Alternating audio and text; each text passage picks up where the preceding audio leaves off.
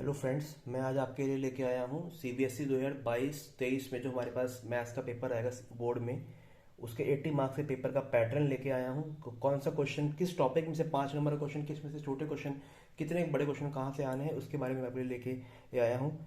बहुत सारे फ्रेंड्स जो हैं, बहुत सारे जो स्टूडेंट्स हैं इस वीडियो के लिए बोल रहे थे, तो उनके लिए वीडियो आज तैयार कर दी जा रही है। तो बेटा आपके पास जो सेक्शन है उसमें आपको वहाँ पर पेपर 80 मार्क्स का पेपर है, उसमें हमारे पास ये 5 सेक्शंस हैं। सेक्शन ए में 18 क्वेश्चन आएंगे और 2 सेशन रीजनिंग बेस्ड क्वेश्चन आएंगे। 20 मार्क्स का एमसीक्यू वाला पेपर हो गया बेटा ये वाला। फिर 2 मार्क्स के हमारे पास जो है 5 क्वेश्चन आएंगे। 10 मार्क्स के क्वेश्चन ये वाले हो जाएंगे। फिर 6 क्वेश्चन 3 मार्क्स वाले आएंगे। 18 मार्क्स का पेपर ये वाला हो जाएगा। फिर डी सेक्शन में हमारे पास बेटा 4 क्वेश्चन आएंगे 5 मार्क्स वाले, और 3 केस स्टडी क्वेश्चन आएंगे 4 मार्क्स ईच, और 12 मार्क्स ही हो जाएंगे। टोटल 80 मार्क्स का आपका ये पेपर आएगा। अब इसमें से बेटा आपको आपका किस किस एरिया में हमें बात करनी है, किस एरिया में 5 मार्क्स का क्वेश्चन आएगा, कहाँ से 3 मार्क्स क्वेश्चन आएगा, कहाँ से 2 मार्क्स, कहाँ से 1 मार्क, सारा वेल डिफाइंड है, सारा पैटर्न पता है क्या आने वाला है। देखो बेटा, इसमें सबसे पहले जो आपको 4 क्वेश्चन आने हैं, ये वाले जो आपको 4 क्वेश्चन ये वाले आने हैं, ये इसके बारे में अगर बात करें, जो ये चार क्वेश्चन हमारे पे कौन कौन से होंगे।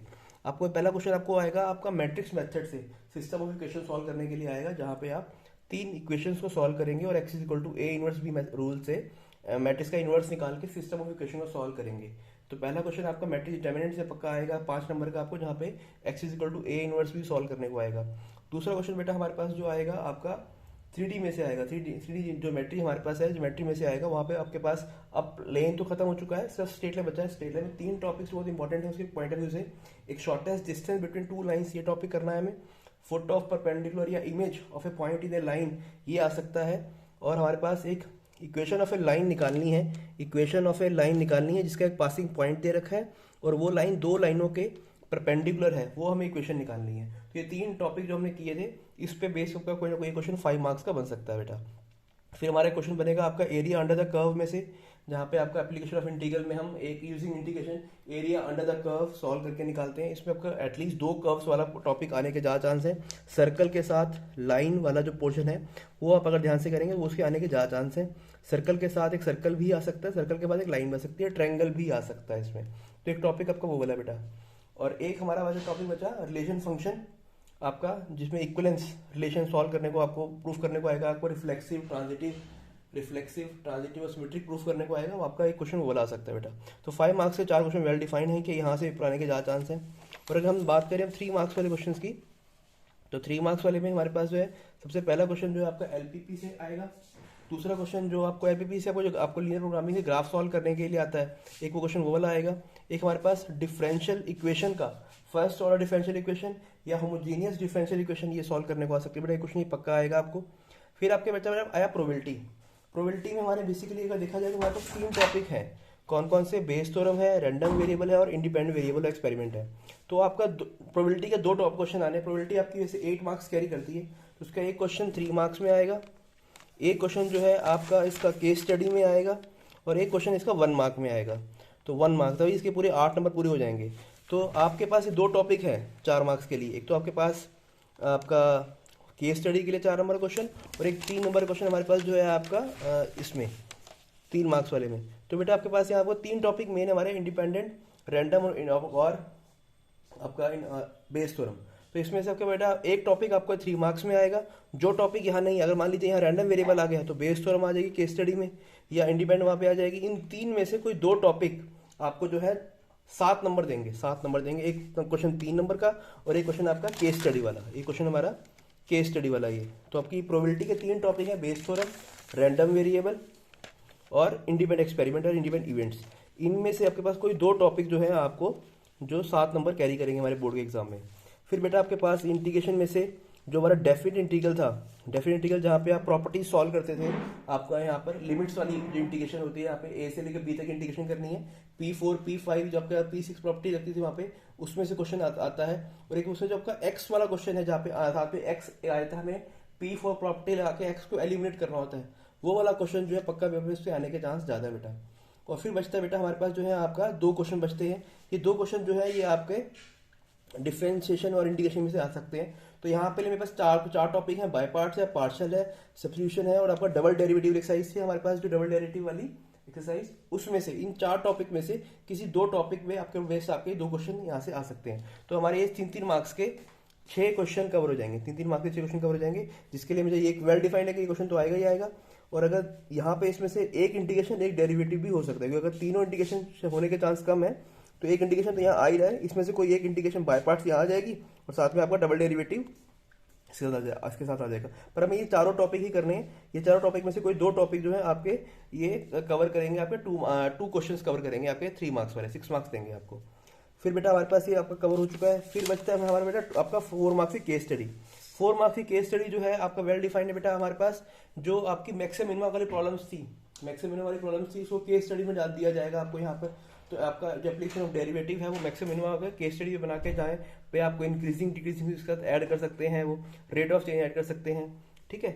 और लोकल मैक्सिमम मिनिमम, एक प्रोबेबिलिटी का हम बात कर ही चुके हैं। तो इन 2 क्वेश्चन आपके पास जो आपका आप कह सकते हो जो एप्लीकेशन ऑफ डेरिवेटिव था उसमें से 2 केस स्टडी के क्वेश्चन हमारे पास यहाँ पर आएंगे, ठीक है बेटा। तो अब आते हैं 2 मार्क्स वाले क्वेश्चन में।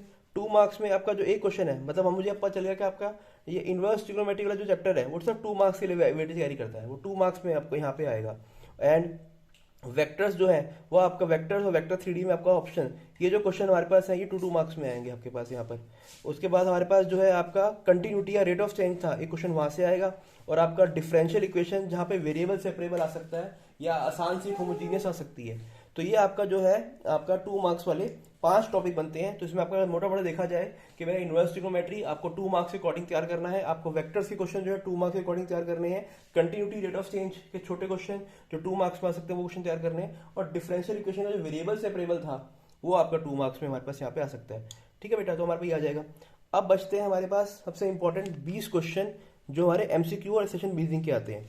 तो बेटा अब उसमें देखो आपके पास बचेगा क्या, जो हमारा मैट्रिक्स डिटर्मिनेंट था, आप अगर देखोगे सिलेबस मैट्रिक्स डिटर्मिनेंट आपका 10 मार्क्स का है, 10 मार्क्स का है। 5 नंबर का क्वेश्चन एक आ चुका है, कौन सा क्वेश्चन था यहाँ पर x = a इनवर्स b वाला। तो इसका मतलब मैट्रिक्स डिटर्मिनेंट में से 5 एमसीक्यू आएंगे, मैट्रिक्स डिटर्मिनेंट में से 5 एमसीक्यू आएंगे।